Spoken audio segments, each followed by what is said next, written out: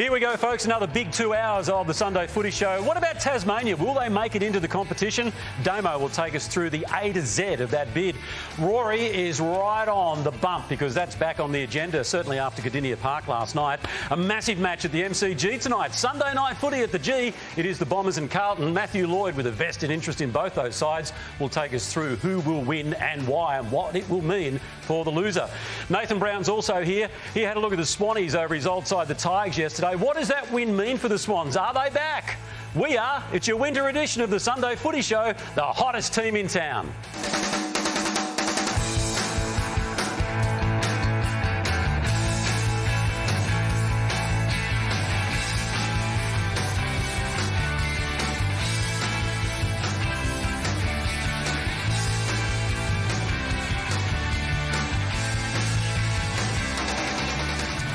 Seen that before. Who does that remind you of, Nate?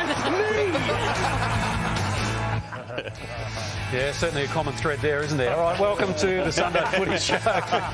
Did his dad text you about it? Oh, yeah. Craig. Yeah, I think before he actually even carried out that audacious little act, he sent it through with a split shot of you doing it as well there. So anyway, it is great to have your company on this Sunday morning. Damien Barrett is here, the king of comedy. Yeah, the common theme being ego, TJ, and there's a lot of ego on this panel, isn't there? And no one enjoys the work of Matthew Lloyd more than Matthew Lloyd. Exhibit A from last year, Jesse Hogan on Footy Classified. Everything that is written about you is usually pretty positive. So when I had a legend of the game go at me a bit, it kind of got me a little bit. So. Yeah, legend of the game. Yeah, thanks, Jesse. I certainly am. Now, we saw this look again, TJ, during the week on Monday on Footy Classified. And just have a look at this smugness right at the end after Sam McClure pumps him up for what he did with his segment. It's the best segment on TV, I reckon, now. It's good. Thanks, Sam. Look at the smugness. Look at the cheeks, right? That's that harsh, too. Yeah, what are you supposed to do? I mean, like, in all fairness, the best segment on TV, I think you might have something to say about that with mediocre. Don't mention the war.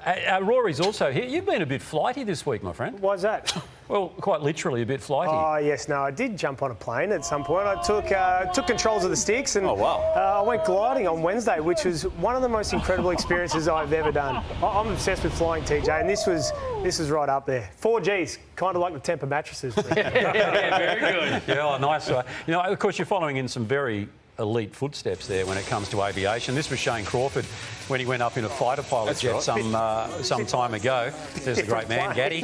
And I don't think Crawford... I think at one point... There he goes, he passed out. He's gone. Crawford's gone.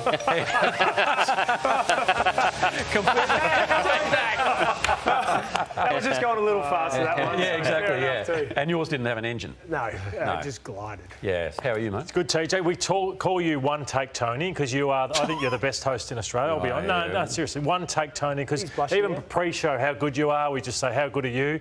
But pre-show, when we sometimes have to pre-record the handball because guests aren't here, we call you 2-take or 3-take Tony because we've just been... This is this morning before we do it. What's your second bounce? You just don't actually get this one. Every show, but don't laugh. You are gearing up for another crack at the handball. I'm not. Because I reckon you're just getting the ball in your hands more and more lately. I'm not touching them now. I'm not touching it. Well, I never thought I'd find you as an ally, but how are you? Good, very good. I'm going to take a deep dive into Brian Myers and how he plays his football up against some very good half-back flanks of the Gold Coast Suns. So they are absolutely flying at the moment, the Cats. All right, good stuff. Let's take a look at the results from this round of football so far. Hawthorn, 22 points. They did the job early against the Western Bulldogs, who were disappointing, it must be said.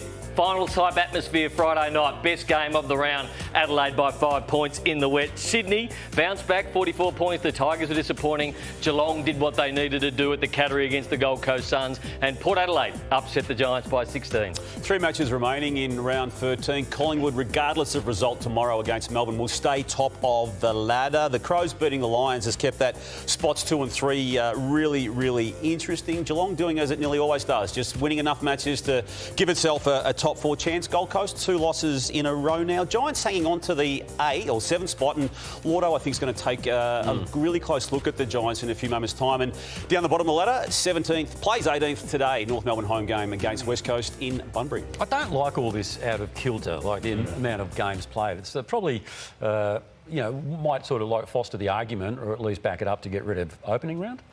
I think that's already been committed to be reviewed, yeah. And the fact that we've got the buys spread over 5 rounds of consecutive footy at this time of year too, it is, a bit lopsided at times. All right, Rory, we saw at Cardinia Park last night, the bump very much back on the agenda. Let's take a look at this. Damo's going to talk us through this before we hear from the coaches. Well, let's just all have a look at it. And for those watching it for the first time, take note of the contact being made by Stewart on Anderson there. It is up the chest into the arms. There is no contact to the head until he hits the ground itself. It may be part of what the match review office determines, but it is a hit down the side. I think it's important. Why are we talking about it, Damo? Because match review officer's going to look at that and go, there's absolutely nothing for Tom Stewart to worry about, apart from the fact that if Tom Stewart did that 9 out of 10 times, you might get the head, but on this occasion it was a perfect bump, so I don't see what we're talking about. I agree with you. Let's listen to the two coaches, though, because I think they've both got pretty strong views on it themselves. Browny, we'll have our own views in a minute. Chris Scott first, and then Damien Hardwick.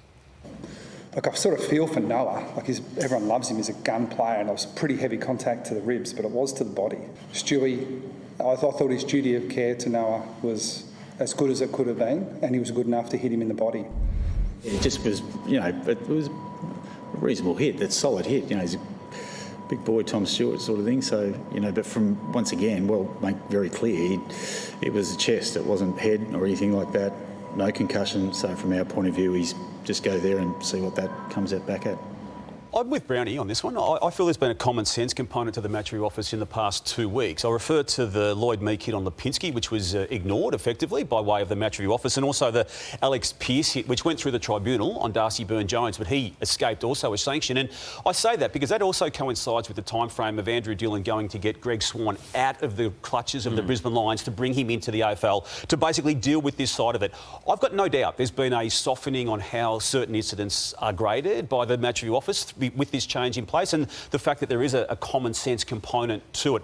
I expect it, as Browny said, to go that way as well. But had that happened a month ago, he would be facing a potential ban. I do. I love it. The common sense has come back into football. But again, as soon as that bump happened, I was looking at going, this is going to be spoken about all weekend. And exactly to Nathan's point, this should not even be spoken about. It should be like... OK, well, why did we start the show with it? I don't know. Well, because everyone else does, I suppose. It's like, this is just a hit in football. It's a tough game. We play a physical game. Great bump, move on. The problem is, though, before we get to Llordo, is that Michael Christian's mantra is it's based on the outcome as opposed to the incident. Now, if scans come back and say that there's a cracked rib or a sternum or something like that, or he's got, like a, sort of whiplash type thing. And he was taken for those scans last night. Yeah, exactly. So we don't know the results of those. But that wouldn't change anything. I reckon it would. No. I reckon it would. I don't think it would. I reckon it would. Because Darcy Fogarty collided with, I can't even remember who, start of the season, did something to his collarbone. And there's no ramifications to that. So you can't penalise someone based on just if they've got an injury to the chest or ribs. That's what Chris O does. Darcy Moore drove his leg through Petrarca. That didn't change anything. Well, and we'll talk more about that, I'm sure. So what I'll just ask the question, though, the only question I have at it, because I agree with everyone, is if he got concussed through his head hitting the ground, does that change anything? Well, or history says it has changed. Which I don't think it should, because that's just his head hitting the ground. But that's what I'd be interested to know. All right, bump aside, there was a player that really caught your attention. Yeah, I was fascinated to see how Brian Myers would go against probably the best half-back line in the competition at the moment. You've got Rioli, you've got Noble, Joel Jeffrey plays there as well.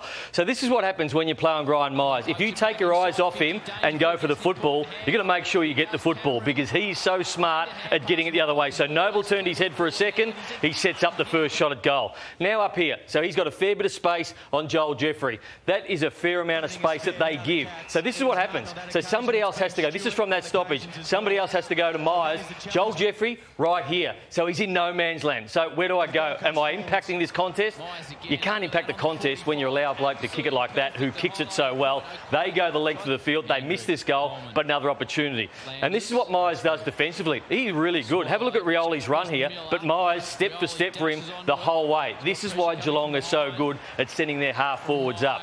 And last one here, if you give him that much space again and you go back towards goal, this is where he gets it, when he's going back towards not goal, when he's not coming up.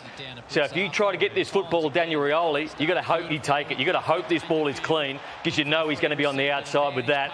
And there's no better player in the competition to do that than Brian Myers. And again, you give him a tiny little bit of space here, you let him come up on his own at the stoppage, and he'll do that to you every time. So Noble only had 12, Rioli only had 16. Joel Jeffrey was very good, 25, but I thought Myers was just about the best on the ground. Would you go with him everywhere, Browny? I think it's getting to the point where you have to. Yeah. You can't allow Brian Myers, and it might empty out their forward line, which they want, but you've got to stop those kicks inside 50. There is no better kick inside 50 than Brian Myers, who sets up so many goal assists. There's always drama attached to Bailey Smith. There was yesterday pre-match. He went through a fitness test, which ultimately ruled him out of the game as a late withdrawal relating to some hamstring tightness, which we did identify at the time of it happening. The previous match over in Perth against West Coast last weekend, when you can see him clutching at that leg late, very late in that game. Now, he didn't come off after that moment in that game, but it obviously was tight enough for him to miss. And Brownlow medal favouritism, TJ, he's now missed 2 games of the round up to round 13 with soreness in various matches. Well, and you see that one there. Probably the difference with the old man, Paddy Dangerfield, 35, they would rest him for a couple of weeks with a similar hamstring. I think that's very similar to what Dangers was from my knowledge. But that one there, it's a no-risk approach, right? Because if you play him and he does it, you're adding another couple of weeks. So smart by Geelong. The Gold Coast couldn't score, and I think Damien Hardwick will ask himself questions post-match and during the week. Did I help my players throughout this game? He was asked about it at half-time. So this is the first 4 minutes of the game, and look at Tom Stewart. So Lombard could have been his match up there, but there's Tom Stewart behind the ball. They're so good at Geelong. It could be Henry, it could be Blixards, it could be Humphrey, it could be Stewart, but they just didn't adjust to it the whole day, giving Geelong an extra behind the ball. And we know Geelong are the best side at doing this in the competition. You just can't give it to them. You've got to hold 6 or 7 forwards if that's need be, and not allow Tom Stewart to do it. So now we're getting into the last 6 minutes of the game, and it's still going on. So we saw it in the first 4 minutes. We're seeing it in the last 6 minutes. And I'd be frustrated if I was Ben King and all these forwards, Jed Walter going, and now this is the last 2 minutes. And he's still there. And he was asked about it at half-time, what are you going to do about it? And he said, no, I'm happy to play 7v6. But it just didn't work for the Gold Coast Suns. Well, it's not only when they're loose, they lock out so well for their spares, don't they? They do, and so you just can't give it to them. And I'm sure Geelong will free up another one and another one, but I just don't think you can give it to them. It was 7v6, but Max Holmes looked like he spent most of the game on his own. So he had 40 disposals in the end. So you're 7v6, you're almost 8v6 when you're allowing a player like Max Holmes to run around his own.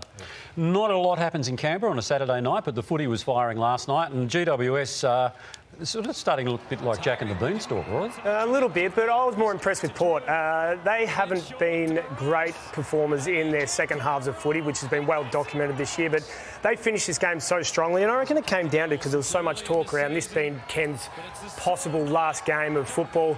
They needed to fire up. Zach Butter spoke after the game about what Ken means to that group, and they certainly played like that. That's a tough game for them to go up there and win, and to finish that game like they did in that last quarter, I think it truly shows what Ken means to that group.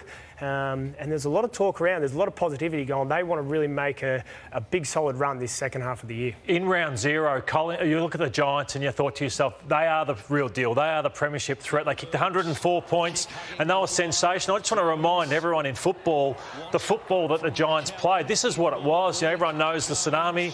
It was magnificent. Finn Callahan played one of the great individual games. You got Darcy Jones and Bedford went after Dacos. They were nasty. They were hungry, over the top. They were the goals that they were kicking. And you fast forward, this is the last 12 months. Look at it. There's just none of that. Give that handball. Try and get the run and carry going. It's just a matter of when you turn the footy over. Now against the GWS Giants, they've become really, really sloppy as a team. And they have not beaten anybody in the top 8 since that game in round 0. You've been worried about them for a while, Llordo. Yeah, I just think it's clunky. They've got players, even Browny and I were talking previous. Josh Kelly, where's he at? Finn Callahan's become really inconsistent. You know, Lockie Whitfield. There's a lot of players that just aren't there. Ash has had a good season, wasn't great. Brent Daniels has been injured. And then this was the one that game over. But you look at it, they're searching for it. But there's no run, there's no carry. Handball receives, they're gone. And I think they don't deserve to make the finals the way they're playing. What's the big concern, their ball use or their contested game? Well, you're worried about the contest, aren't you? Yeah, absolutely. It started last week against Richmond. I just don't think they've been anywhere near good enough around the ball and anywhere near hungry enough. When they get their pressure right, they're on.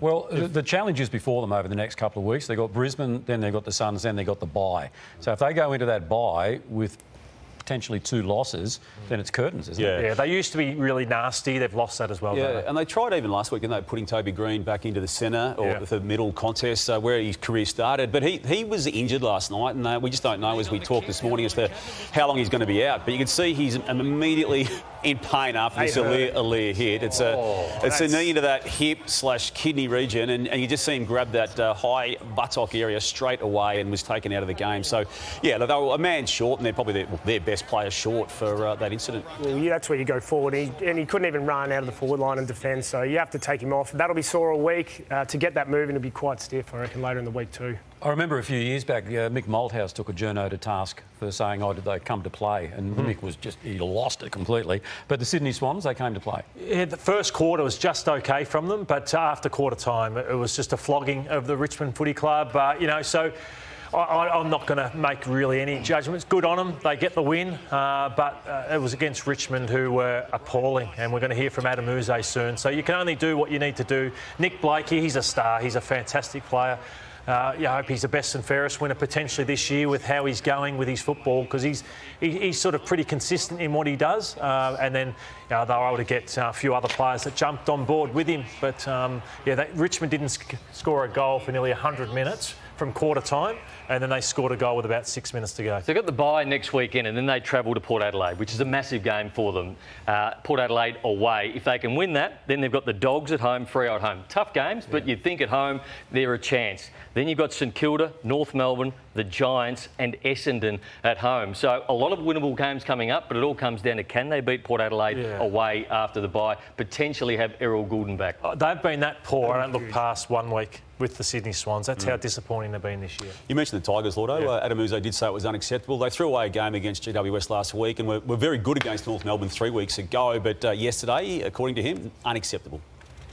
But yeah, really disappointing middle part of the game, and just wasn't up to AFL standard. And yeah, like I said, the middle 2 quarters were not up to standard. Really disappointing middle part of the game, just totally outplayed. We know that there might be some pain along the way, and I've said it all along, it might not be pain in certain games, but it might be in quarters. Like the second quarter, I don't think we've played any worse for the year.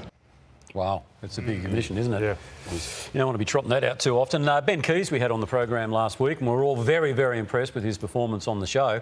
And I think we're all pretty impressed with his performance on Friday night as well. Yeah, so 2 weeks ago against Sydney, he's had 17 disposals and kicked 3, and then he's backed it up with 20 disposals and 3 against Brisbane. And he actually plays on players too. He had Zorko as the matchup. But I want to put to you guys, if you were taking 2 players into a grand final to play for you, from that 5, the top 5 in the goal kickers, who would you? Because I'd take Elliott and I'd take Keys for what he brings to the table. I'd take those 2 as well, Llordo, without a doubt. Who are you taking first? Well, I'd consider taking Ben Keys into a grand final because he can do a job? I can trust him. I know Elliott's had a sensational season, but just everything he is as a team man, I think is brilliant. Tackling, pressure, goals. Absolutely. And we're going to touch on the Crows in a second, but Crows are going to play finals this year. Even if they won't say it, I will. But I want to talk about, we've spoken a lot of this on the show, save the game versus winning a game of football. Now, at the start of the last quarter, Crows flicked into a win-the-game mode, OK? They went up the middle. That was a kick-out. It was an open ground. They played direct through the corridor. They win some contests. They flick it forward, and sometimes the best touches aren't even a handball or a stat. That's just a great flick on to Rochelle, who goes on and kicks a goal. That's winning a game of football. This is a 7-minute mark of the last quarter. I believe they still need to win the game here, but they've gone into a save-the-game mode. This is everyone in a half a ground of footy. This is far too early to be thinking about saving the game. If this was at the start of the last quarter, Josh Worrell would be looking to switch that ball to come out the open side or go through the corridor or the rest of the game. Or maybe even just find a graft kick here or get some movement. But instead they go down the line, intercept mark. And this is why Brisbane played such good front half footy late in the game. And even this, 3 minutes to go in the last quarter. You need to possess the ball. Find one up the line. There's a spare there. They have to possess the footy, even with 3 minutes to go, Llordo, because I'll get to you in a second. Collingwood are big on this. You've got a great story about what Pendle said, I reckon, in the grand final they won a few years ago. Yeah, you're spot on that. They got out of jail in the end with the way they played that last 10 minutes. Were too safe. No, Collingwood went 3 points up in the grand final with 3 minutes to go, and they all looked to the signs, expecting them to say, shut the game down, and the sign was green. Go again. We need to score another one to go 9 points up in the grand final, which they did. So that's playing safe versus, I think Collingwood are changing the game in the way that their aggressive nature. What about his coaching? Remember we spoke last week about his coaching. He's been coaching Rory, like earlier in the season, about his plasma work. Yes. Mate, you're just like Supercoach. No, good stuff for him. It was very good by Rory then. And I reckon Chris Fagan agrees with him, TJ, because to be 17 that points wasn't up... coached. No, I didn't coach that. Yeah, no, there's just still a few little parts of your game we need to sort of sort through, but yeah, no, it'll be fine. There's no disrespect from Chris Fagan saying he believed the Lions should have won. That was 17 points up. They then conceded only 5 shots at goal to the Crows, which were all goals. They had 10 shots at goal themselves for 8 behinds and 2 on the full, and this is the result of that and the summation by Chris Fagan. That was a game we should have won, in my view. Not taking anything away from Adelaide, they persisted. So did our blokes. So when Adelaide got in front, we dominated the last 15 minutes of the last quarter and couldn't get it on the board. But I can't accept that you would say that, we got cleaned up in the last quarter. We actually didn't. We didn't kick straight. We win clearances by we win it by 19. We win contested possession by 13. Time in forward half, we're in front. 74% of the time the ball was in our forward line in the last quarter. We've had 74 more disposals. Makes a compelling case, doesn't it? When he breaks it down like that. Hey, not too far away is what caught my eye. A little concerned. You came out of the edit booth very, very happy. I've got a good one. But you did. But also you did say to me, you're okay. Yeah. Were you serious? Absolutely. Always serious, always serious. So too were the Hawks. Now, if Will Day is their most important player he's out at the moment, I give that mantle to Josh Weddle. The fact that his run and carry absolutely destroyed the Dogs and set the tone in the first quarter. I expect him eventually to maybe be an All-Australian halfback flanker or an All-Australian midfielder. I think that's how good he is. I think he can be top 10 player in the competition, Josh Weddle. Now, if you're going to allow him space to move like Buku Khamis does up here, he's going to take you to the cleaners. Have a look at that. You're right there with him. If you allow Josh Weddle to run, he will do this to you every day of the week. And they got away to a flyer because of this guy's ability to run and carry. He broke the game open, and the Western Bulldogs were caught napping. They didn't know how to handle what he does. And then he's good enough to go into a pack situation at halfback and take marks like that, bounces off, plays on, and then again, centre wing, gets the ball, the 1-2. They just couldn't handle what he had to offer the other night. I think he's on track to be a top 10 player in this competition. Like Geelong do, did they play him as an extra the other night? Like, was he a seventh that they were rolling back? They were trying to roll a few backs. It wasn't just Josh Weddle. Yeah, because I think that was a concern for the Dogs that they didn't adjust to as well. Yep. Speaking of the Dogs, at 6 and 6, they're ultimately, in my eyes, no clearer to knowing whether that man on screen is guaranteed to be their next... you're not going to be recontracted again, eh? No, I'm not, Browny. But Browny, let's be serious about the conversation. They entered the season unsure of it. He was happy for that to be the case. There's 12 weeks in and there's 6 wins and 6 losses, and they've got St Kilda this week coming up, and they're not performing against the better performed teams. So you would hold off on signing? Well, I think if you're going to start the year not knowing, you get to the round 12 stage and you split 6 wins, 6 losses. What's the gain in now rushing through with it? I think they should hold their nerve. Let's not forget, the start of the year they were like injury-ridden, right? Okay. And they've performed quite well. They performed better then than they are now with players back. Absolutely. They looked a bit light on down forward on the weekend, I thought. They really need a tall. Sam Darcy's coming back. Yeah, Sam Darcy will come back, will be massive for them. But yeah, they have performed well, and they've had a couple of flat weeks, but I expect them to bounce back. So we saw the Tom Stewart bump, and we all agree he shouldn't get anything. So I just want to go back, as we've been looking at his fair bumps over the years, and would they get away with them right now? So this is Mumford. Is there any head-high contact? Yep. Well, okay, so he's gone. Maybe that one. No, that's a tackle. So this Sydney stack on Jack Viney. That was huge, this one. Oh. Bang by Sydney. Stack was huge, and I know everyone enjoyed that one on the night. And look at that one, Liam Ryan coming in from the side. Wow. And that is no head-high contact either. And then this one, from Cameron Rayner on Jason Johannesson. So it's still a fantastic part of the game if you can, but as I said, massive risk you take. But I love seeing them, TJ. Yeah, absolutely. And, well, we'll find out in the coming hours whether or not there'll be any case to answer as a result of what we saw last night. All the guys on this panel are saying no. All right, I'll roll the opener now because it is time for What Caught My Eye. And to kick us off today, it is... who's kicking us off today? It is the King of Comedy again. Well, as you well know, TJ, TV at times requires craft. And we've had a lot of laughs over the years at some of these moments. The claw from Jake Niall, it's one of our all-time favourites. Steve-O holding an imaginary microphone. It doesn't exist, Steve-O. You're not holding anything, mate. And then Jason Dunstall, the great Jason Dunstall, just forgot to pick up his microphone on this particular one on Fox Footy during the week. Now, during the course of the year. Now, TJ, your TV craft is normally top shelf, but even you had a moment last week when you just decided to talk into your earpiece. All right, we've got the handball coming up next. I beg your pardon?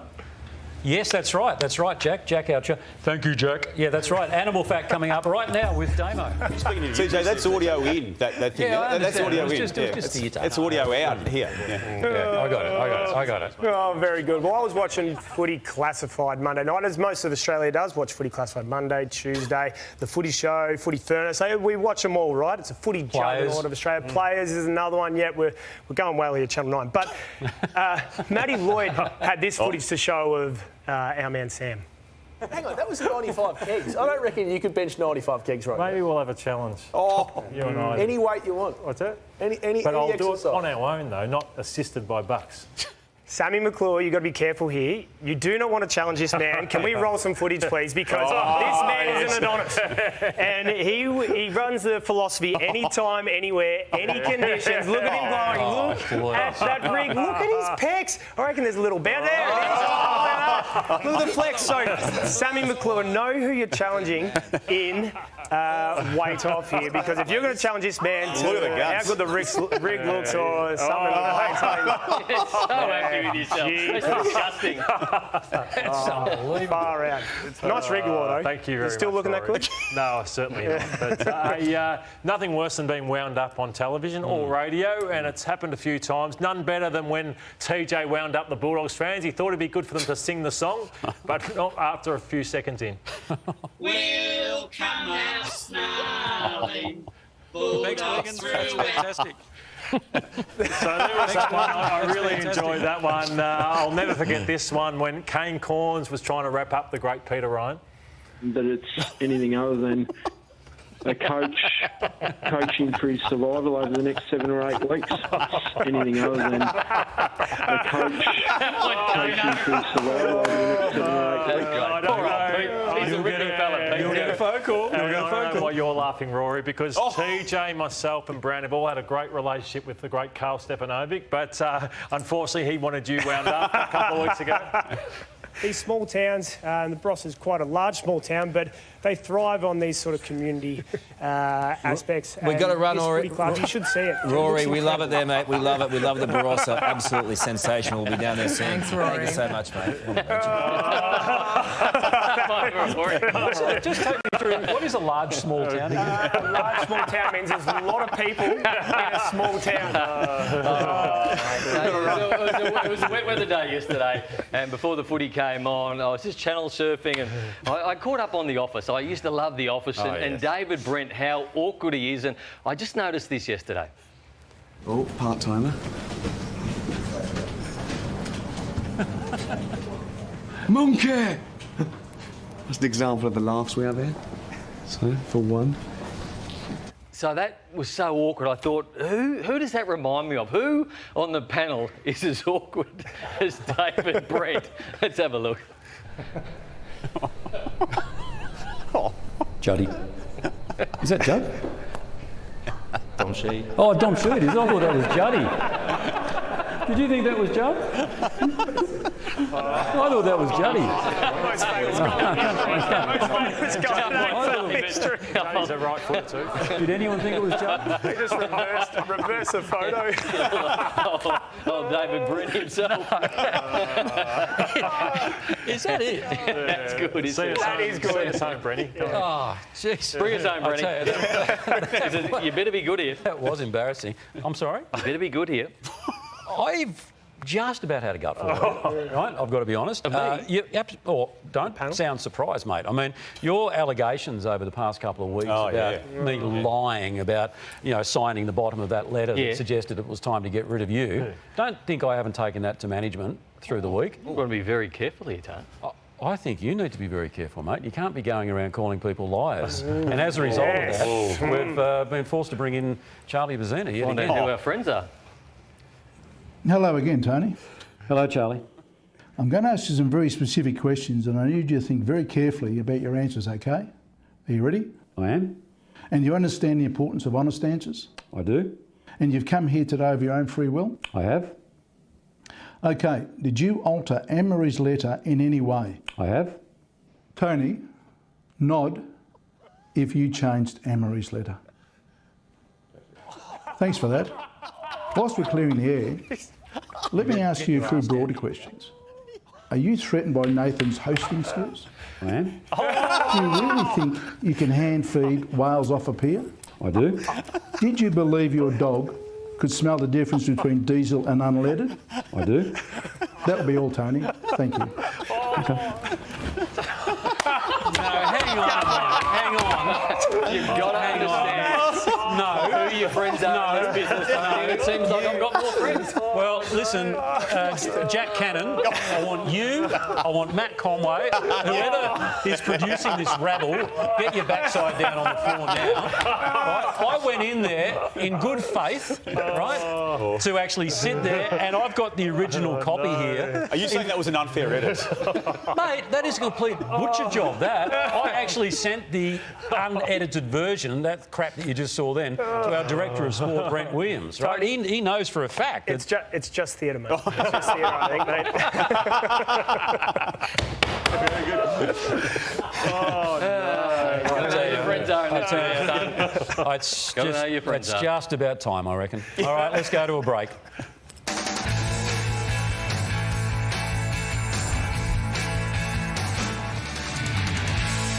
Welcome back. You are watching the Sunday Footy Show. Have you lost something? Nope. What were you doing down there? Just looking for the prize pack read for the end of this segment. So you have lost something? So you have lost something? Yep. Absolutely have. So you lied again. You can't help yourself, can you? TV, I just wanted to move on. And we're doing that right now because Geelong are moving on in a big, big way. You only need to look at the ladder and the result from last night. As Damo said, they continually put themselves in the top 4 mix as they're doing again this year. What a game from Stengel to kick 4 out of 9 goals. Sensational. Max Holmes, 40 disposals. Brian Myers, Brownie's touched on him, 26. There wasn't a lot to celebrate from the Gold Coast Suns yesterday, and Brad Close, one of the important cogs in the wheels at the Geelong Football Club, joins us this morning. Brad, thanks so much for your time, and I want to ask you, low-scoring arm wrestle of a game, how much was conditions and how much was the strategy between the two teams in that yesterday? Yeah, it was always going to be a tough battle. Strong midfield of the Suns, and obviously the conditions also played their part. It was pretty cold down there, and turned out to be all right in the end. So it wasn't the worst night down there after a bit of rain early, and we got the game going our way, luckily. What were you most pleased in out of the result, apart from the 4 points, in the way you played yesterday? Yeah, I think defensively, obviously last week we didn't probably defend as well as we would have liked, and it's something we're trying to work on is defending as a team. And I thought, across the field we defended really well, and especially around the footy, our midfielders got to work and tackle numbers were high and put a lot of pressure on their strong midfield. You have a great fleet of small forwards. You're one of those, Brian Myers, we've spoken about. But Tyson Stengel had his best game for the season, and he needed to have the skills in the wet, which he had yesterday. Do you feel like he is the back end of a very good season coming up? Because his first half of the season a bit down. Yeah, he's been good for us with his pressure and different things, but it's great to see him hit the scoreboard last night. Obviously, yeah, was clean with the footy, but to be able to kick goals, unlike a couple of the other of us who probably missed a few easy chances, he kicked straight, and it's probably the difference on a night like that. And Brad, how have you found the half season you've now played with Bailey Smith? There's always drama. There was yesterday. It was a late withdrawal from the game, and obviously that required a replacement there. But how have you found him being part of the Geelong mix this year? Yeah, he's been really good for our group. He brings a bit of excitement, fun. He gets the boys up and going, and he started the season really well, and he's been massive for us. And yeah, obviously it was a late out last night, but we'll be keen to get him back in next week for sure. And Brad, your forward line's humming. If it's not Danger standing up, Jezza, Tyson, we spoke about Grind Myers, or Nath did earlier. But his game again, and his last 2 weeks have been enormous, haven't they? Yeah, getting up and down the ground, he runs so well, gets used, and then yeah, he doesn't waste the footy when he gets it. So he's dangerous wherever he gets the footy across the ground, and if we can get it in his hands in the forward half, he sets up the boys pretty well. So no, he's been massive for us, along with Shawnee Manor, and yeah, Danger having him back, and obviously Jeremy's had a big few weeks as well. James Rowley's one of the greatest coaches I think I've come across in my time too, but you guys are humming under him? 100%, yeah, he's been awesome for us to get him back from the Crows. Yeah, I guess their forward line's going pretty well at the minute, so maybe that's a bit off the back of him from the last few years as well. But nah, we're very lucky to have him back, and yeah, he's a good fun coach to be around. Is there an earthquake in Geelong at the moment, or is it just the chair rocking around? It could be the chair rocking around, sorry, boys. Hey, you mentioned Danger returning. Look, obviously his work rate is exceptional, but just the inspiration of the bloke out there must be insurmountable as well. Yeah, some of the contests he throws his body at, it does get the boys going and lifts the group, and he always seems to stand up at big moments. So no, that's the player is for us, and it's great having him down in the forward half, that's for sure. Maxie Holmes, so just clear up, he was your best and fairest winner last year, Cargy Greaves medal, and may well be leading again. Just his form and his ability, just because that work rate is just second to none. Yeah, he uses his strengths really well. He's got that speed, and I reckon last night one of the main things was how clean he was. He's able to pick it up clean and get away from opponents, and he drives us deep in the forward line. So he gets us back in our attacking half, and I'm sure he has a hand in a lot of the scores that we have. Now, just before we get the votes, is this going to be a bit awkward when you do the prizes, Nathan? Because you're going to be giving Brad some of his own product. The Be Close stuff, yeah. Yeah. So anyway, let's have a look at the votes. Yeah, the votes was that man, Max Holmes, dominant. Tyson Stengel, 4 out of 9 goals was superb. Tom Atkins, what a player he is for Geelong. Tackling and Brownie's machine. man, Grind Myers. Yeah, absolutely, he was great. As Tony said, and for whatever reason I don't understand when he said it before, but we've got a prize pack here, a family pass to Gumbaya World where water slides, thrill rides and wildlife collide. A HitFit membership, combined body weight and boxing for a full body workout. You'll be best dressed on the golf course thanks to Clutch & Co. And as Tony said, we're going to give you your own stuff back. Be close, your swing, your style. A box of Chrome Tour golf balls and a cap thanks to Callaway, and another 2 hats courtesy of Travis Matthew. Bar Fridges Australia are back for all your beer and wine cooling needs. Bar Fridges Australia is your one-stop shop. The Aquila's premium footwear since 1958. Treat yourself to a batch of Daniel's Donuts. Book a delivery online today. TJ loves a free meal, so we'll give you one at Platform 28, the best pub in Docklands. A pair of Bricks eyewear that inspires confidence, and elevate your wardrobe with the latest streetwear style from St. Goliath. What did you say I said? Not sure. It sort of come out a little bit muddled up. I don't think so. A bit of tension over that end. It was just a strange thing for you to say. Like, the prize read was coming up and you just got in there about the Be Close stuff. You didn't need to. It was one of those things like when you throw to the break and you bring up some sort of book, you don't need to do it all the time. It's not about you. You two need to kiss and make up in a second. So that won't be happening. You know, so many people say, do you and Nathan really get on? And I've just got to be honest these days and say we don't. Hey, Brad, it's been great to have... Oh, sorry, mate, you're still there. It's been great to have you on board. All the best for the remainder of the season. Thank you. Thanks for having me. All right, good work. All right, we will take a break on... Sorry, and I've got on the wrong side of someone as well. Eddie Maguire's texted me. Oh, yeah? 2 reasons. He said that because I said you were the best host in television, so I don't think he's liked that one. Yeah. And that I said I'd pick Ben Keys out of any small forward. Oh. So, anyway, Jamie Allardy's not happy with What that do you either. think he's more offended by? I reckon number one, your one. Yeah. What about Carl? What's that? What Carl? about Carl Stefanovic? I like Carl. He's just said Rory who. Yeah. Yeah. Well, I might not be the best host, but I'm a lot cheaper. All right, we'll take a break. You are watching the Sunday Footy Show. Back with more in a moment. We love you, Ed. Welcome back. Hope you're enjoying your Sunday morning, and thank you for sharing it with us. Now, what about GWS? We spoke a little earlier in the program about they are on the slide, but Port Adelaide, what do we make of them? It was a power surge last night. They needed to win this game for their coach, and I thought Willie Rioli was great up forward. Connor Rozee was enormous in the midfield, and so was Zach Butters.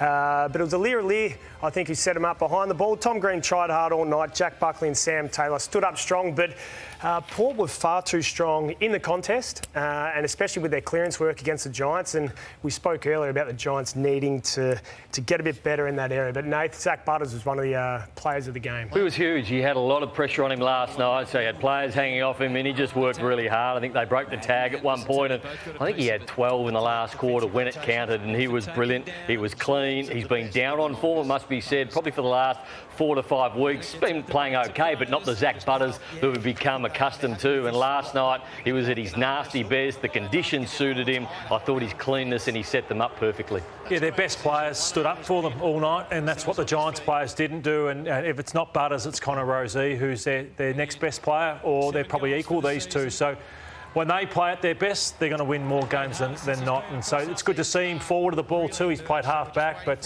see him in the midfield and score. He kicked 1 goal 3, so he could have obviously had a really big night, but he even took some big, strong marks too when it mattered, when the Giants were coming late. Are they too reliant on Rozee and Butters? Yeah, I think so. I thought Wines had a big moment late as well last night too, but yeah, no doubt they are. Rory, you said earlier on that it's your belief that they've created this intent to really give the second half of a season a fair income crack. Is that partly related to Ken? I think so, absolutely. I know how much those players love Ken and they adore Ken. So they're going to do everything they can to play for him, and you can see the love they have for him after the game. And Zach Butters spoke for that love too, which he's been such a father figure to a lot of these guys that these guys are going to want to surge this back half of the year and really make a play for finals. They've got themselves to 5 and 7, and their next 4 matches: Sydney, Carlton, Brisbane Lions, West Coast. They could win 3 of those 4. And if they do that, they could well be in the mix again. They certainly have the belief that they can win all those games. We've been all of the view that we'd make a move on Ken, but when you think of Ken, he also wants to keep coaching, doesn't he? He's not the type that wants just to give this away. So the better they can finish, the more opportunity it may give Ken to coach somewhere else next year, whether it's a senior assistant, head coach, Tasmania, I don't know what it is, but the better he finishes, the better it is for him. Well, Tassie, you've got to get there yet. We'll talk to Damo about that in agenda a little later on. You got some votes? I do, certainly have some votes. Zach Butters was enormous, and so was Connor Rozee. They take my 8. Ollie Wines, I thought, was so good around the contest, big and strong, and Jack Buckley stood up all night down back, but it wasn't enough for the Giants. Llordo's Deep Dive is coming up next. This has proved a real popular segment this year. I remember when you first pitched it, talking about, 15 years as a player, 15 years as a media commentator. Nathan, the eyes rolled, and I thought, no, I'm invested in this, but it's proved to be a real hit. No, it's good looking back on guys who you forget just how good they were, and we're going to do that again with a blonde bombshell from St Kilda. A blonde? Well, that narrows... It's not Carl Dittrich. Right, that narrows it down. That other Robbo. After the break. No, it's not Robbo. It's not Trevor Barker. It's one in recent times. Wow, I am confused. We'll take a break. You are watching the Sunday Footy Show. All to be revealed in Llordo's Deep Dive right after this.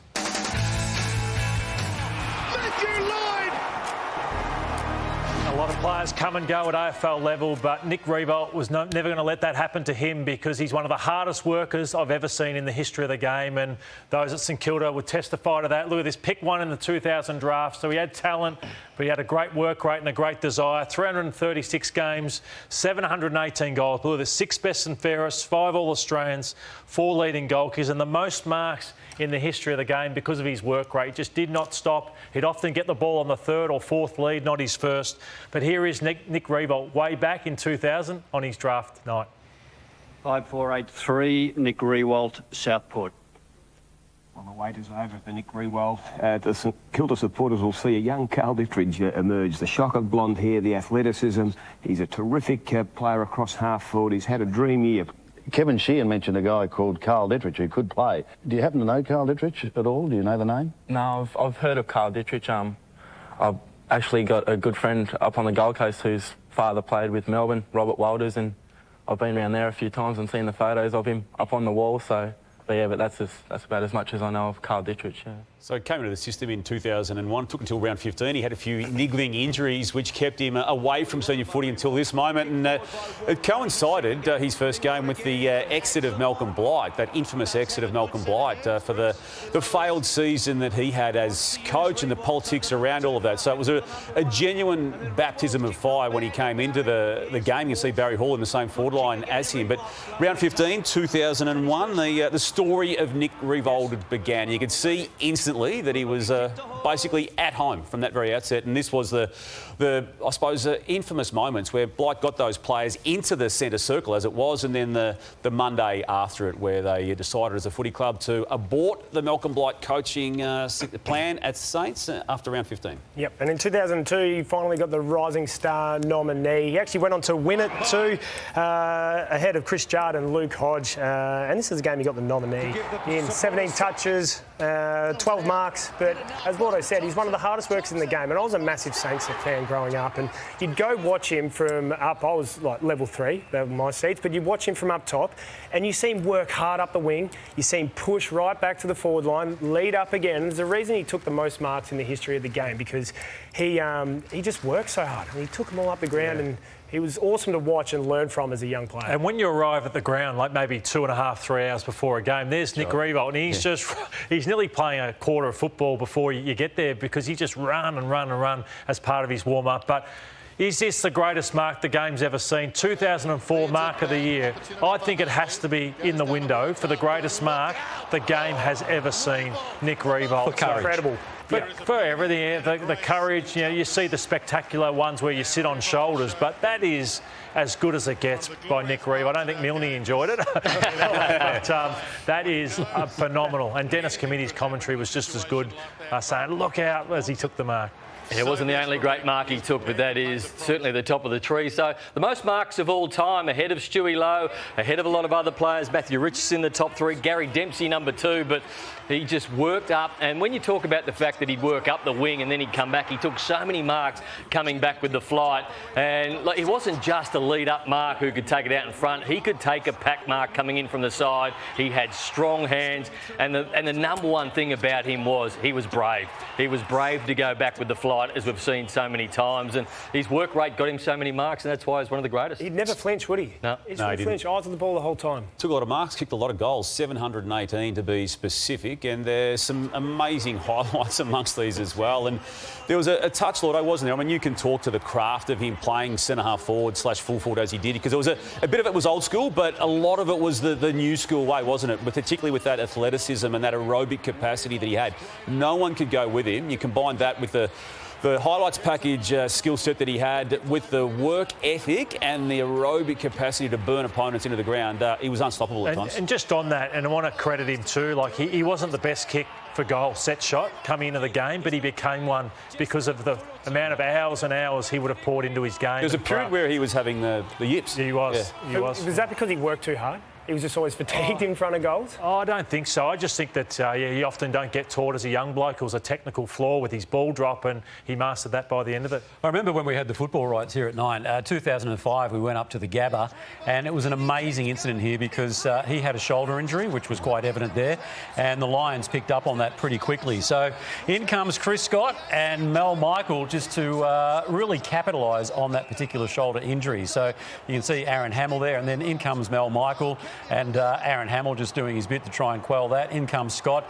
And I don't know if we see it, but what happened after that was that Nick Riewoldt went to the bench. Yeah, there he is there, and was quite distressed. Now, the problem was, A, he was distressed, but B, the scoreboard took that shot as well, and the crowd began jeering or laughing or whatever. So it was an unfortunate incident, that one. That was in 2005. But when you look at everything else that we've seen Nick Riewoldt do...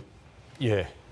he got so close to, as a team, the ultimate success, that being grand final near misses. This was the 2009 series, and his own finals performance in that year, 5 goals in the qualifying final against Collingwood. He backed that up with 4 against the Western Bulldogs, and again had impact in key moments in that game to get them into the grand final. And then he was a bit banged up in the grand final itself against Harry Taylor, and that wasn't a famous game too, the 2009 grand final, where they lost by 12 points officially, but when the siren went, it was only 6 points behind, and it was probably, I think in my eyes, one of the greatest grand finals of all time, Geelong winning it narrowly. But this is the famous moment that came late in that game. You can see the low scores. He kicked 4 goals. That was the 4th of them, and he just happened to be in the right spot at the right time. And then the heartache that he experienced alongside his teammates the following week against Geelong, and then obviously had the 2010 grand final, which you're going to talk about now, Llordo, was the drawn experience. Yeah, there's so many players you'd love to have seen be a premiership player, and no doubt Nick Riewoldt is one of them. So this is 09.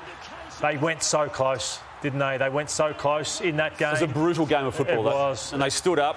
Yeah, and there he is, just so desperate. And then this is the drawn grand final the next year, 2010, where, again, so close, bounce of a ball against Stephen Milne, and they win that premiership. So there is the draw, and Collingwood recovered better and were able to bounce back the next week and just flog St Kilda.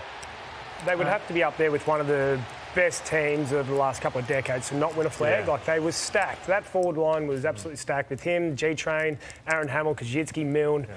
Unbelievable team. But you can actually go back further than that with St Kilda to the days of Lockett, Lowe, Winmar, Burke, Harvey. Absolutely. They should have won a flag back then Aussie too. Jones. In fact, I think the final system was structured as such, and it was changed because of St Kilda was dudded, I think, there at one stage because it was highest ranked loser and all that sort of stuff, you might recall. Yeah. Anyway, I digress. We've seen some great moments of Nick Riewoldt at the MCG, and tomorrow will mark the anniversary of one of his other great moments. That's, of course, when he went down the slide and he came out as Freddie Mercury. So, competitive on the football field, and he was certainly making sure that he'd be the one to be remembered for this particular slide. There he goes as Freddie Mercury into the depths of that icy water. So, there you go. That was brilliant. It was brilliant. And TJ, he was good enough to send us a message this morning about being on the Sunday Footy Show. Good morning, Llordo. Really appreciate featuring in your top 30, mate. It means a lot, especially coming from a man of your stature. Really looking forward to tuning in and seeing how you justify being number 1 on your own list too. That's going to be a beauty. Also good to feature on Deep Dive as opposed to your garbage, Nath. And just a quiet warning, if I feature again, then I'm absolutely positivo. There's going to be some stuff coming back your way. There's plenty of mediocre moments that you've had that I'd be happy to shine a light on. You know what I'm talking about. Junior Fang. But in all seriousness, well done, Llordo. Appreciate being in your top 30. Have a great morning, lads. Well done. That's great to hear from the champions. I don't know what he's got on Nate, so I'm looking forward. Sounds like he's got something.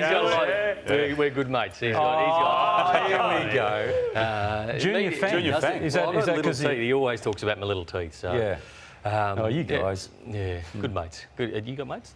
I don't know if Nick's one. I think he gave me a tickle up earlier in the year. Anyway, but he was a terrific footballer, and that was one of your best deep dives, that one. And thank you, Nick, for being a good sport and sending us through that video. All right, we'll take a break. You are watching the Sunday Footy Show. We'll nick off and be back in just a moment. Welcome back. You are watching the Sunday Footy Show. Richmond supporters would be feeling pretty miserable today, I would have thought. They'd made some inroads over the past month, Nathan having won a game and then narrowly losing the others. But yesterday, unfortunately. And they looked really good in the first quarter, so multiple inside 50s. I think the inside 50 count was about 10-3 at one stage. Taranto had 25. Blakey was outstanding. Heaney did what Heaney does. James Jordan, surprisingly, kicked 3 goals, but it was an absolute belting in the end. Richmond, they didn't score for 2.5 quarters. They kicked the goal at the 18-minute mark. Their third of the first quarter, and then they did score again in the last quarter. So it was minutes too, wasn't it? It was a tough one to watch yesterday, Damo, but it was a ruck battle, Llordo. I want to talk about Brodie Grundy up against Nankervis. And Brodie Grundy, for how bad Sydney have been the last 4 or 5 weeks, he's been one player that's stood up. Yeah, Gerard Healy during the commentary said that he may well be close to winning their best and fairest this year. So he's a very maligned player, Brodie Grundy. You know, he reached such great heights at Collingwood for his ability to follow up, kick goals. He's been aggressive. Yeah, he's been aggressive. So he had 19 disposals, 51 hitouts being Nan Curvis. So it was a good battle, but when Grundy can kick goals like that and show passion and emotion, Sydney is certainly a better side. I love when he's aggressive in the contest too. It gets me up and about. But Coxie certainly tried to change a bit of Sydney's game style, get them back to their DNA of tackles and pressure and contests. And James Rowbottom set the scene in that regard for their midfield. He had, what did he have? He had 15 disposals, but 14 tackles. That is enormous. And they won the contested ball again, 123 to 109. But it was their tackle pressure, which I love. And that's Sydney's DNA. That's Blood's culture. He was asked to go on Prestia. Yeah. Prestia had 13 in the first quarter, kicked the goal, was destroying them, and then only had 8 more for the rest of the game. Kept him statless, I think, in that second quarter when he went on to him. But that's what we want to see from Sydney, isn't it? Yeah, that type of that's pressure right. and energy around the ball. And some players back. So can they tick off a few more wins until these players come back? So Damo, Papley the closest one to come back? Or? Yeah, Papley I believe is closer. I still think there's some doubt about Goulden as to when, because of how serious that foot injury was. Yeah. For the bye next week, let's have a look at the votes from yesterday. Nick Blakey was the best man on the ground. He had a 9. Isaac Heaney, Mills, and every time they kicked the ball forward, the Tigers, Tom McCartan was there. Just want to give a special shout out to those living on the land at the moment. We know times are really tough with the drought, etc. And Victoria in particular getting a bit of a deluge at the moment. We hope that's going to the right places. But the Hampden Football and Netball League are doing their bit to try and support the farmers, at least morally, by wearing green armbands next weekend. So what they're also doing is putting the call out there to other country football clubs and netball clubs to do likewise and don the green armband in support of those who are doing it tough on the land at the moment. So, and even if you've got a mate who does live on the land, him or her, bring them to the football. Shout them a beer, give them a cup of coffee, and you might even end up like Matthew Lloyd, who, of course, did his bit for the land. I think he put it back about 10 years when he did his best to actually shear the sheep. And then, of course, there was muster time where he would round up the cattle. And this was just one of those examples. Great stuff. But in all honesty, we do give our best wishes to those living on the land. And as I say, it's not lost on us here in the city just how tough you're doing it at the moment. All right, we'll take a break here on the Sunday Footy Show. Don't forget, tonight it is Footy Furnace time with that man, Jimmy Bartell, James Hurd, and also Tom Morris. What a week he had breaking stories. He's leaving the opposition for dead. Anyway, Footy Furnace tonight. Check your local guides. It is must-see TV right here on 9. There he is. Welcome back to the Sunday Footy Show. Time for everybody's favourite segment. Brownie's quiz brought to you by Sportsbet. $500 on the line. Who are we playing for? Michaela Clay from Wendouree in Victoria. Brian Coughlin from Newtown, Victoria too. I'm playing for Leanne Brookbanks from Glenroy in Victoria. And I'm playing for Lee Fletcher from Canning Vale in WA. Good luck to all those playing $500 on the line. It is the King's birthday tomorrow, Melbourne and Collingwood. So this is Melbourne and Collingwood related. Who is, now question number 1, Melbourne's longest serving captain? Damien was first. Oh, okay. Robbie Flower. Incorrect. Nathan Jones? Incorrect. Gary Lyon? Incorrect. It's a really poor start. -1 to 3, but David Neitz. Question number 2. Jack Crisp overtook which Melbourne great for the longest consecutive... Yeah, Jimmy Steins. Jimmy Steins is right. Famous faces. Llordo doesn't forget. I'm just trying to see if it works. Okay.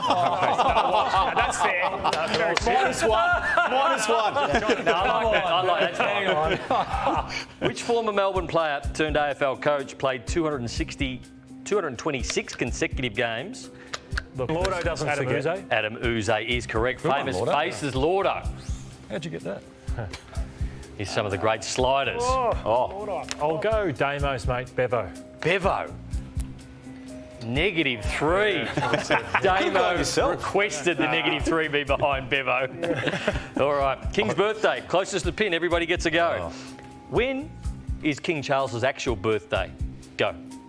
February 5. Oh, February 4. Oh, I'm going February 6. I'm going close. I've got no idea. Damo? October 13. November 14, 1948. Well done to Damo. Why did you go February 4? Because I thought you'd know it. Jamie Elliott is currently in contention for the Coleman. Who? 1986 is the last time a Collingwood player won the Coleman. Brian Taylor is right. Question number 5. Who was Melbourne's last Brownlow medalist? Llordo does. Shane Woden is correct. Question number 6. Who was the only player to play 100 games for both Melbourne and Collingwood? -1, incorrect. He will be playing on Monday. Sorry. -1. Jeremy Howe. That is right. I said Jeremy Howe under my breath. No, you Let's didn't. go with Ross the Boss. Ross the Boss. +2 to Damien. Which Melbourne High Flyer brought out an album in 2008 called Higher? Russell Robertson. Russell Robinson is right. Good singer too, Rusty.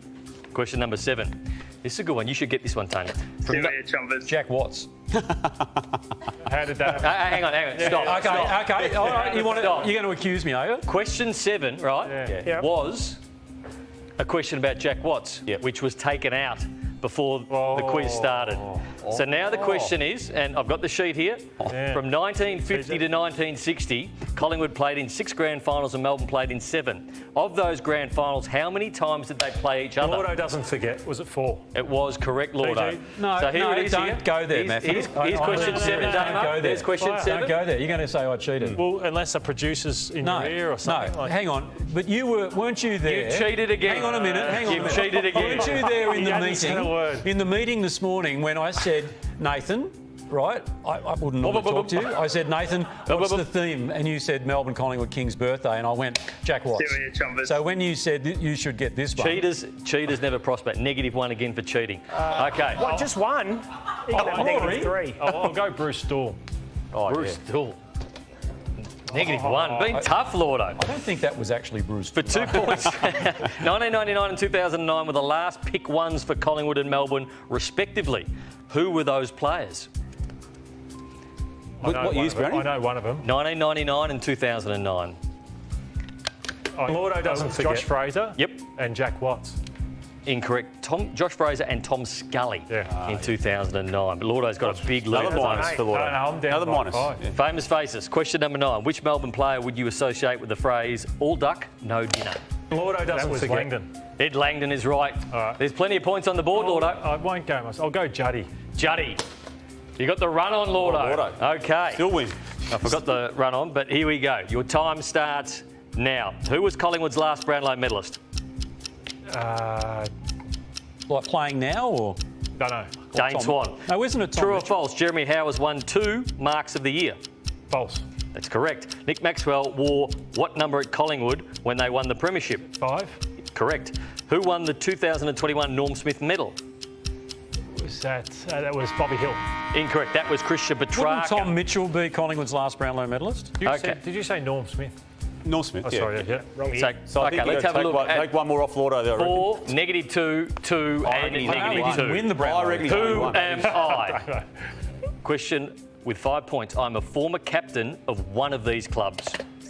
Gary Lyon. Incorrect. I never won a premiership for either of these clubs for 4 points. I'm just going to go Nathan Jones. Incorrect. 3 points. I won a Brownlow medal He doesn't miss. Peter Moore. for both clubs. Damien with 3. Well Is done. that your first win for the year? Nah, I've been bad this year. But it's Who are not you my winning first. for, Damo? Michaela Clay, Wendouree in Victoria.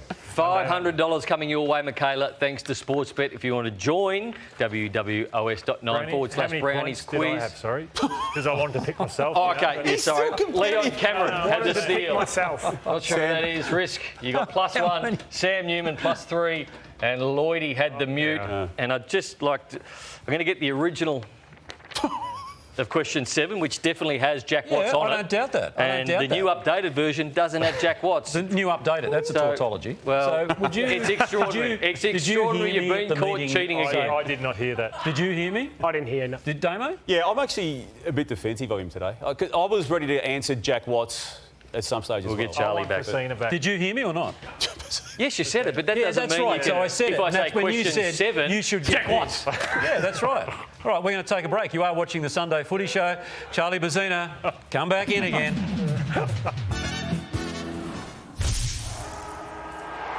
Welcome back to the Sunday Footy Show. It's time for Primetime takeaways. I'm going to look back at Thursday night. A fantastic win by Hawthorn. They bought the heat and they were the better side from start to finish all night. But I want to talk about Aaron Norton. Brownie, Darcy's not far away. Could he be back potentially for the next game? I think Norton will stay forward because that's where they play him. But what does he need to do to become seen like a Jesse Hogan or a Charlie Curnow or someone of that note?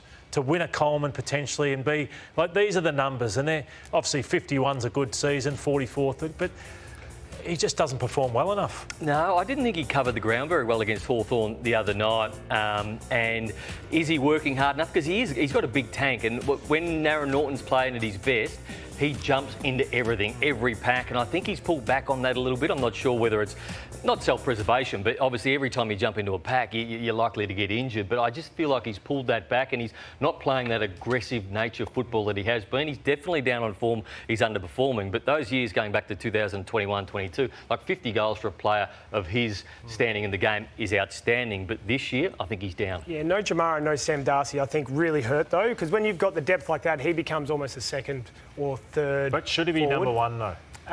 He could be, absolutely, but I don't think he is. And I think he plays better as that flighty third man in, jump in from the side, and when he's got probably less body and less lockdown. But those years, he was the number one forward back in those years when he was kicking 47, 50, whenever it was. He was the number one forward, and he took the best defender and quite often beat most of the best defenders. Well, I realise it's not much attention. It's not an excuse, but he did have an interrupted pre-season, a badly interrupted pre-season. So whether it's now impacting... Yeah, I just think that I've always looked at him, and if you stop that run and jump Browny's talking about, I just don't think he has the tricks as a forward like other forwards in the game, TJ. Of course, the Bulldogs would love to have Cody Weightman as well when you're talking about players who are missing at the moment, but he's certainly putting his time to good use. But don't let me tell you, Jess Webster's with him.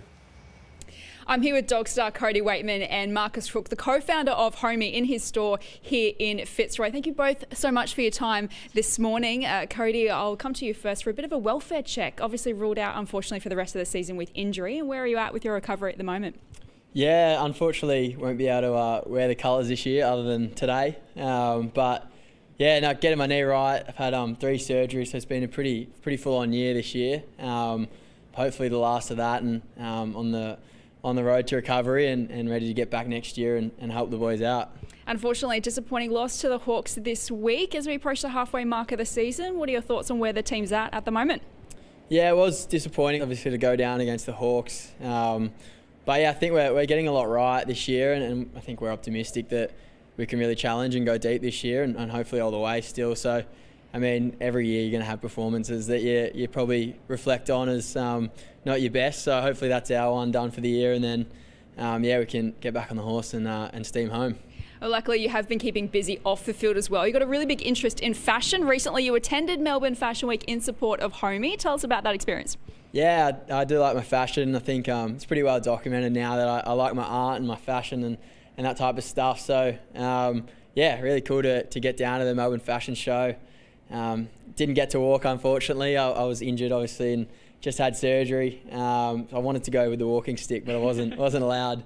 But yeah, no, I was loving what Homie's doing with these. It's a great midpoint for people to be able to wear their colours without screaming sponsors and logos and feeling like they stand out too much in the wrong way. So it's great work. It was a really fun night, and it's my first fashion show. So I really enjoyed it. It sounds like it won't be the last fashion show for you, I don't think. Marcus, I think we're all looking pretty flash at the moment. Tell us about Homie and how footy fans can support you. Yeah, so we're a streetwear label that supports young people affected by homelessness or hardship, and we've been running for 10 years now, and we've supported over 3,500 young people through our programs. And yeah, it's just all supported by people buying our clothing. So whether it's the Homie gear or whether it's the AFL knits that we've just done a partnership with, that all goes into our programs to support these young people get into work and into jobs and go on to thrive in their lives. So it's been awesome to have the support of Cody and the AFL and the players get behind us over the past 6 months. Well, thanks so much for welcoming us into your store. You're doing amazing work, and Cody, hopefully we will see you strutting your stuff both on and off the field very soon. Thanks so much for your time this morning. Thank you. Cheers. Oh, good on you, Jess. I'll tell you what, those two blokes there, Marcus and also Cody, like one your protege and the other one your nemesis, is he not? Marcus, yes. Yeah, did you notice him? I didn't know him too well, but he knows you very well because he played against you in cricket, and this is him bowling to you. Oh, hello. It is the worst shot. Yeah. Llordo, what's that? What was that? It's not tennis. That is what I tried a bit of a paddle. No. I tried a paddle sweep, it's called, but I invented. And I'll put that shot. I'm saying because it's a shocking shot. Trevor's head now, eh? And anyway, it was horrible, and I put it away and never used that shot again. And he made 96 on the same 98. day. 98, did he? Yeah. He said he hit me for 6 as well. So, That's why I can't remember him, because funny. I've tried to erase him from my memory. The jumpers look great though, didn't they? The Hunters Yeah, stuff. no, They they're look good. fantastic. Yeah. Sorry, this is a serious question. Seeing we're talking about cricket, Constas or Labuschagne? I don't This think is too open. I don't think This is- Labuschagne is an opener. No. So I think they'll go with him, but I would go Constas. Constas for me. Yep. Yeah, I'd go with Constas, but I think Llordo's summarised it the way it'll happen. All right, let's continue. The other game, I'm on the forwards again. Adelaide v the Brisbane Lions, and no Joe Danaher. It's been a real talking point. But what is wrong with Eric? So he started the season okay, but he's kicked 5 goals in his last 6 weeks. Is it a mental thing for Eric? Because he seems to have all the talent, but just lacks so much consistency, even within games. He had a game where he dominated North, I think, in the second half. But he just fluctuates too much. Well, he's kicked 21 goals and he kicked 11 of those in 3 weeks in the middle of the season. 5 of those were against the Western Bulldogs. So outside that, it hasn't been great for him. I think Logan Morris is their number 1 forward at the moment. But obviously without Danaher being there, let's have a look. They do rely heavily on players like Bailey and Archie. But the other two that probably need to lift their output, Charlie Cameron is starting to come into some form, and Rayner. But against the two best sides in Collingwood and Geelong, they only kicked 7 goals and they only kicked 10 goals. They kicked 18 against the Dogs and 14 against the Hawks. You take away the Adelaide game because it was wet, but when they come up against hardened defences and in the grand final, if they do make it this year, does that forward line function without Danaher in it? Can they kick that winning score? It remains to be seen, because Danaher coming out of that is huge. No, I think they still can. They've got a squad too, so one of those guys will pop up at some point across each week, and hopefully Eric gets his turn. But you just want him to create contests, and I think he's still doing that, but we'd love to see him hit the scoreboard. Well, let's have a look at the Lou Richards medal leaderboard. Thanks to Lexus of Blackburn, and Nick Dacos gets to play tomorrow. Connor Rozee voted again. Noah Anderson didn't vote. Wanganeen, Millerer, he's flying at the moment. Jordan Dawson wouldn't have voted if he had a good game. Good second half. Bailey Smith did not play. And the winner of the Lou Richards medal in 2025 will drive away in the Lexus LBX two-wheel drive luxury model valued at just over $55,500. Thanks to Lexus of Blackburn. This includes all on-road costs, 12 months of VIC registration, and the very good team out there at Lexus of Blackburn, headed up by Andrew Moore, and the after-sales service and the coffees out there too are fantastic, Tony. Yeah, and of course Andrew Moore and the team at Lexus of Blackburn, the generosity doesn't start and finish here on the Sunday Footy Show. Checks his kick low down. Elliott brushed his way clear for number 5. Congratulations to Jamie Elliott from Collingwood, who is this week's nominee for the Lexus of Blackburn Performance of the Year. Good on you, Billy. You could be driving away in the Lexus LBX Luxury worth over $55,000. Stay tuned to Footy Classified to see who's next in the running for footy's most luxurious prize. That's thanks to Andrew Moore and all the team at Lexus of Blackburn Driving Performance.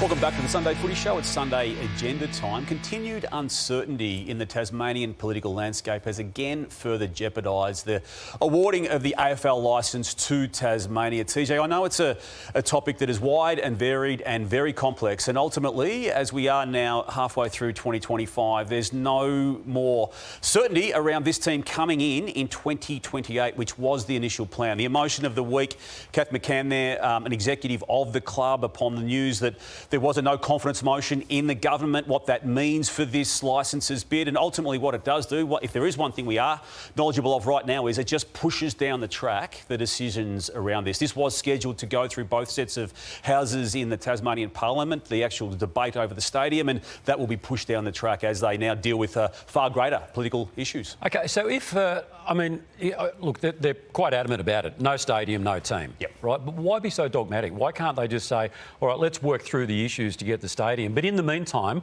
we've got Bellerive, Blunston, whatever they call it, in Hobart, yep. But also in Launceston we've got a stadium. Both are being used at the moment. Why can't they just do that? They just don't want to go down that path, TJ, without the commitment in writing through the government, through the Houses of Parliament for that stadium with roof. Now, you can have your opinions on that. I know you do have strong opinions that those two stadiums are more than okay for AFL use. But the whole licence was granted on the caveat, Browny, that they needed the stadium for to be the case. And the clubs that they needed to have come on board with them in that decision also signed off on that being the case. Interestingly, there's a commission meeting. The clubs will be involved than that on Tuesday of this particular week, and obviously the updates in that situation will be relayed to the clubs. One of these things that just gets done and we're worrying about nothing? Or No, there's a lot to worry about. No, it's not. And look, I can understand people saying use the two venues as they exist, but the whole licence was granted only upon the approval formally of that particular stadium. It was a strategy that the AFL chose to go down the path of to get the incumbent clubs on side with, and ultimately it put the pressure on the state of Tasmania, and right now that actual outcome is no clearer. The ridiculous thing is that both Labor and Liberal are all for the team. And the stadium to a certain degree. It's the peripherals that are wanting to have their say, and almost grandstand that are throwing a spanner in the works. And they're going to have a form of control and have in that landscape as well. So, look, I don't see this being approved quickly now, if at all. And while there was always an acknowledgement that this stadium was not going to be ready till 2031, if it was signed off upon in the late 2025, it may not be determined now until 2026, and they won't be given the licence the way the AFL is stating it to this point. I mean, the economic impact study shows it could pay for itself in 10 years, this stadium. And where it is proposed to be built at Macquarie Point, is in a beautiful part of Hobart, like walking distance to Salamanca with all the bars and everything. I'm not a mouthpiece for the AFL or for the Tassie Devils, but it just makes sense. The $1 billion price tag or thereabouts is the stumbling block for the state, which has got other social issues to pursue. So the other pressing issue is the other 18 clubs who have decisions to make in upcoming drafts. They do, and all these sorts of things. So there was, Sam McClure said that there's some presidents who may say we want it pushed back and suggest it's pushed back another couple of years. But just the uncertainty around, what you do and decisions you make now compared to a few years. And I was speaking with a former AFL coach who's pretty invested in this whole argument at the moment, who was saying we don't have the talent pool anyway to service another two teams. Yeah. Rory... just before we go, the same amount of noise was made around Adelaide Oval before we moved there. And what that's done for that state's been incredible. And it's been well documented too. So it's got to happen. It'd be so good for the state. Something else Adelaide related, Rory, is the insufficient intent rule. I say that because in the Sandful competition, it is basically the last person to touch the ball is paid the free kick against it. You've watched it. You're an advocate of it. I like the insufficient intent rule, but do you think the AFL should even go down a step further and introduce this last touch as a free kick against? Well, I think we're almost there at the moment. It's almost last touch rule. It's called insufficient intent, but as we can see we'll get those stats up again in a sec, but the Sandful were one of the lowest scoring competitions in the league, and that flipped after they introduced this rule with 12 fewer throw-ins per game, and throw-ins are a massive one too, and we haven't got written up there. Throw-ins take roughly around 40 seconds to do, so if we can limit the amount of throw-ins, we're going to shorten the game a little bit, which I think is a bit topical. And they're trying to do that. Yeah, they're trying to do it. Absolutely, but it makes sense. We're almost there at the moment, and I just think they make a call on it next year. Browny, exquisitely talented is Jack Martin, has been at 2 footy clubs prior to his third this weekend. He played for Geelong, it was his first game, and he looked good. They've had a good half season now with him on their list. They've taken their time with getting his body right, but at one stage of his career as a Gold Coast Sun, and then even at Carlton for a period of time, he was amongst the most exciting players in the game. He may still be at this later stage. I just love what Chris Scott has done and where he's put him into the team, because they've got great half forwards, and we've spoken one, Brad Close today, and Brian Myers is there, but Tyson Stengel as well. So he couldn't fit into that forward line, and it's the hardest position to play at half forward. So put him in at half back, get his confidence, his run and carry, because he can mark the ball above his head as well. So I think Chris Scott just sees the game so well to put him where he is. Great stuff, Damo. A big week coming up, highlighted, of course, by the Hall of Fame on Tuesday night. You'll be there. And also we keep a watch on the goings-on in the Tasmanian Parliament. Rory, you come in here like just bouncing on a Sunday morning, and I've been thinking to myself, why? And as we go to going with this? No, I'm just saying, I think I know why you bounce in here sort of having had a good night's sleep. Make the most of the cooler months with a winter retreat at Langham Hotels and Resorts. In Melbourne, Sydney or the Gold Coast, enjoy a room upgrade, buffet breakfast for 2, bottle of sparkling and late checkout. The Langham Melbourne, a proud supporter of the Sunday Footy Show.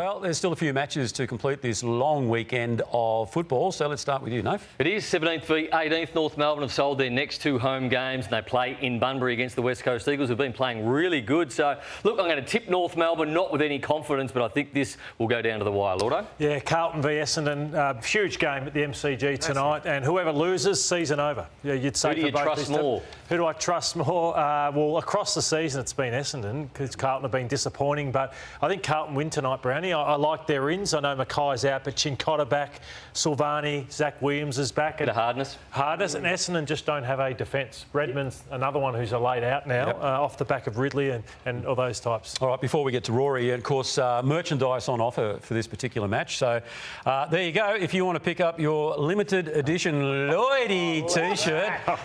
Look at the pipes on him. How much of a slice do you get out of this? I know nothing about it, TJ. Is that Come on, Llordo. What's this about? His pipes are glowing. No, nothing. I think it's celebrating the 25-year premiership of the Bombers. A lot of baby oil on. There was a bit of that. Just a one-man show. Just a one-man show 25 years ago, was it? Yeah, I did pick 100 that year. Well, tomorrow we've got the King's birthday clash against Melbourne and Collingwood too. This will be a huge game. It's going to be wet and slippery, but I still expect there to be a massive crowd. Look, great test for Melbourne, but I don't think they can get done. Collingwood have been too seasoned this year and too consistent for me, so Collingwood win that game. And of course, this match has sort of taken on greater significance, hasn't it, over the years, unfortunately, because the fight against MND continues and no one has been fighting it harder than Neil Danaher. And there's some amazing names going down the slide this year. I'm very much looking forward to the likes of, let me read them, Ariane Titmus, Peter Dacos, Matt Nable, Mark Tubby Taylor, who's going down the slide there, Matt Shervington, Liz Watson, Alyssa Healy, Aaron Davey, Cadell Evans and Craig Lowndes. Just an unbelievable lineup there. And we heard from Neil Danaher himself through the week, and this is amazing. And you guys, have obviously known Neil Danaher for so long, but to actually hear this voice again through technology, AI technology, I think it is quite incredible. I guess you could say the big freeze started with something I didn't ask for. My diagnosis, motor neurone disease. No cure, no treatment. It rocks your world. If there's anything I want to leave you with today, it's this. Don't wait for a crisis to learn that you are more powerful than you think. And never underestimate the ripple effect of one small act of courage on the field or off it. This year's campaign is called Live It Forward. Basically, I've been leading the fight against MND for 10 years. Now I'm asking others to take their turn to live it forward, to come together, step up as leaders and write the next chapter of this battle. Yeah, it's great stuff. What a man. And we've seen all the beanies out in force. We've seen him in Canberra. Toby Green had one on, both the coaches. And now you can buy digital beanies as well. So this is the Big Freeze 11. You can put your own name on it. You can share it with your mates. Join the fight, MND Army. There's Tom Cruise. So that's Llordo, Tom Cruise, Ranger Rory, obviously, for Big Freeze 11, and Vol Damo. So let's one of these for every person at the MCG. Trying to get 100,000 digital beanies out there. It's really simple. Great fun. Just head to bigfreeze.com.au. All right, well, Neil Danaher, even, in the middle of this fight against the beast, he's maintained his sense of humour, and no one loves to laugh more than Neil Danaher. Maybe not in his coaching days, but here's another one for you, Neilo. It is Damo's animal fact. TJ, every parent knows the frustrations of dealing with kids being totally consumed by social media. It's a social scourge, and this rabbit can relate to that because its owner is on his phone, and he's not happy, Browny. He's just not happy. He wants a bit of rabbit time. So he can relate to that social scourge of parents dealing with children on devices. Take it, get off it. Ooh. Oh. Maybe you're not sure, Llordo? Not sure. You were selling that hard, though. I think the one I sent you was a lot better too. It wasn't. The bull on the motorcycle. Sellable, that one. You did a great job on that one. That's right up there with Llordo's Thomas Bug from years ago, isn't it? Exapest. I was in trouble there because Llordo started face squirming. It's when he turns red and sort of gets glassy on. Sorry. We might need the Ranger back next week. No, we've used him twice already. No, he means Ranger Rory, don't you? You want me to come up? No, we don't. No. Get Rory back next week, don't worry. All right, we'll get things back on track after the break because it is time for Louis' Handball. I'm sensing a bit of controversy here today too. I don't know why, but you be the judge right after this.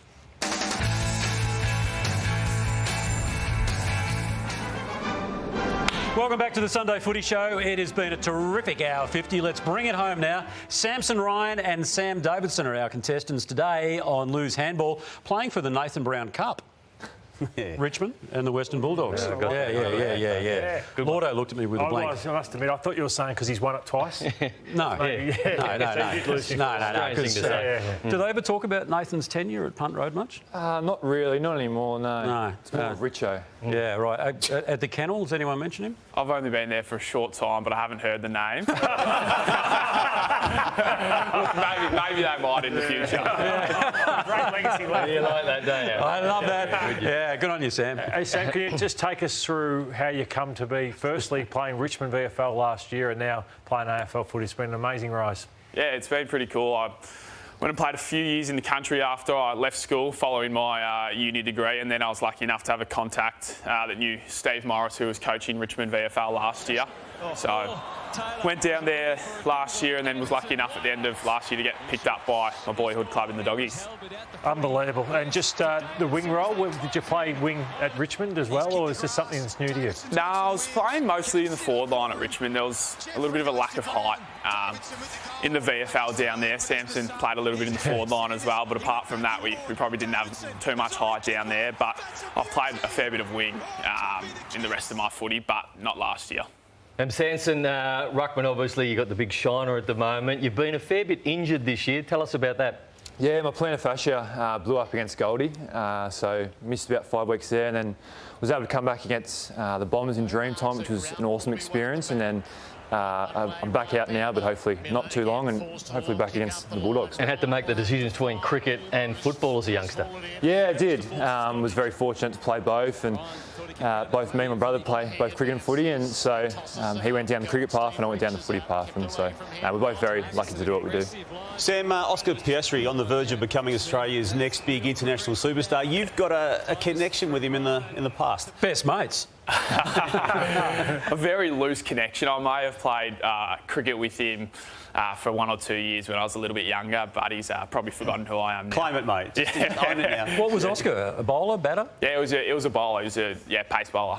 Was he? Yeah. Jeez, he loves pace, doesn't he? He does, yeah. Sammy, you've done most things right in your AFL career, but I'm not sure this one you'd be proud of. This is a bit of a cherry. I know, it's a bit of the old cherry pick.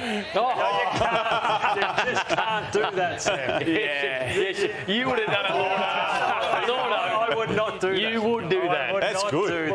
No, don't question his commitment. I would not do that, Brown. Don't question his commitment to the team. Oh, here we go. You just don't do that, Sam.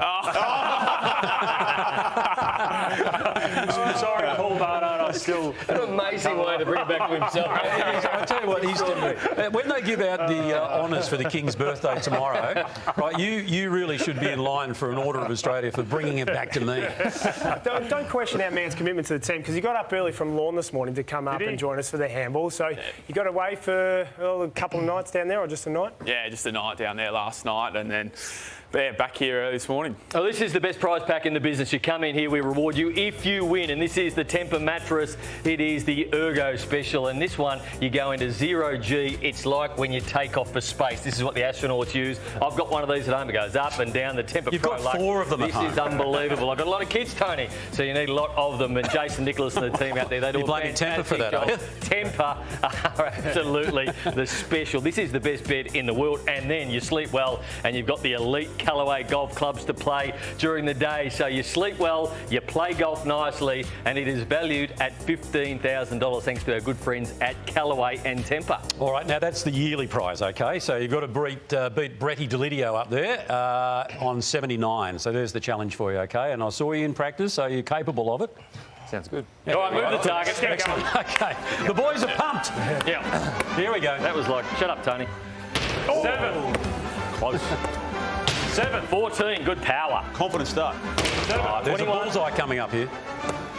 There it is. 31. 7. 38. Good start. Tough to beat. Rory. Falcon. 7. 14. Hang on. Stop throwing the balls. Rory got a Falcon. 5. Oh, 19. Samson unhappy with that. There. 26. 7. And 33. So a 5-point lead to Davidson. Other hand now. Yep. 7. 45, 7. 52. Hands. I'm on here. 7. 59. Consistent. I'll give that a 5. Hang on. I was hard on Samson, so I'm being fair. You can't just call a 7 a 5, That's though. a 7. Let's go to the replay. Let's call that a 10. 35. That's 5. That's him. 7. 42. 7. 49. Yes! 59. He's back. And 69. So there we go. 71 to 6. It should be 73. All right, we can go to the replay. Oh, you go to the replay. I'd imagine we would go to the replay. We got a replay? Give him a 73. No, we don't have a replay. 73. We haven't got a replay, so we'll just take your word for it, okay? But you were wrong. All right. How do you feel about that, though? I know you don't beat Brady the Ledio, but it's just you've been robbed a couple. I'll take your word. I thought it was a 7, but I'll take your word for it, Llordo. I did too. A 7. Oh, 73 then. Wouldn't have mattered. Yeah, no, it doesn't matter because you're still not beating Brady and you're our You go ahead of Barlow, Sullivan, There's no Meek, prizes for Gibcus. second. You should know that with your life. All right, so we'll take a break. That wraps it up for this edition of the Sunday Footy Show. Sam, thanks very much for coming in. Samson, great to see you. All right, that does wrap it up for this edition of the Sunday Footy Show. Whatever you might be doing for the rest of this Sunday, you enjoy yourself. Bye for now. Taking you again.